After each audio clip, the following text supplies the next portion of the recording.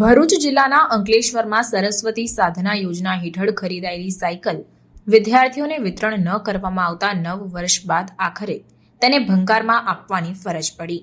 સરકારી યોજનાની બલિહારીના દ્રશ્યો અંકલેશ્વરમાં જોવા મળ્યા હતા।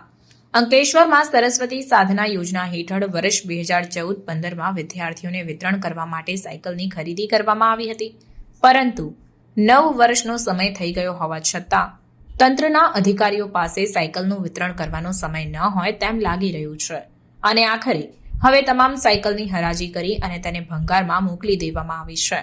ગરીબ વિદ્યાર્થીઓને સુવિધા મળી રહે તે માટે સરકાર દ્વારા સાયકલ ખરીદવામાં આવી હતી, પરંતુ જે તે સમયે સાયકલનું વિતરણ કરવામાં આવ્યું ન હતું, જેના કારણે આ સાયકલનો જથ્થો ભંગારમાં આપવાની ફરજ પડી છે। સામાજિક અને ન્યાય અધિકારીતા ગુજરાત સરકાર સરસ્વતી સાધના યોજના હેઠળ જે ગરીબ વિદ્યાર્થીઓ માટે સહુલિયત થાય તે માટે ગુજરાત સરકારે 2014-15માં સાયકલો ફાળવવામાં આવી હતી, જે આજે સમગ્ર ગુજરાતમાં સળગતો મુદ્દો થયો છે।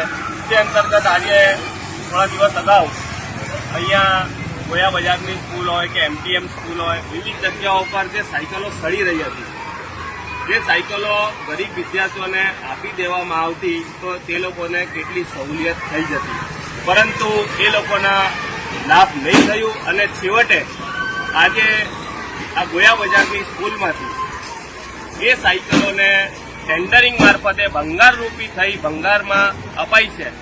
તો મારે તંત્રને એ સવાલ કરવો છે કે જો ગુજરાત સરકાર દ્વારા સમગ્ર ગુજરાતમાં આટલી માતબર રકમે જે સાયકલો ફાળવવામાં આવી હતી, તો એ સાયકલોનો યોગ્ય ઉપયોગ ન થયો, વિદ્યાર્થીઓને એનો લાભ ન થયો, તો સરકારના નાણાં વેડફવા પાછળ એનો હેતુ શું? જો એને ભંગારમાં જ આપવાની હતી તો પછી એ સાયકલો આ યોજના પાછળ શું કોઈ મોટો ભ્રષ્ટાચાર થયો છે? એ તપાસનો વિષય છે। હું ભરૂચ જિલ્લા શિક્ષણ અધિકારીને પણ કહેવા માંગુ છું કે એમના ટેન્ડરિંગ હેઠળ આજે આ ભંગારમાં સાયકલો અપાઈ છે, તો શું ભાવથી આ સાયકલો અપાઈ છે?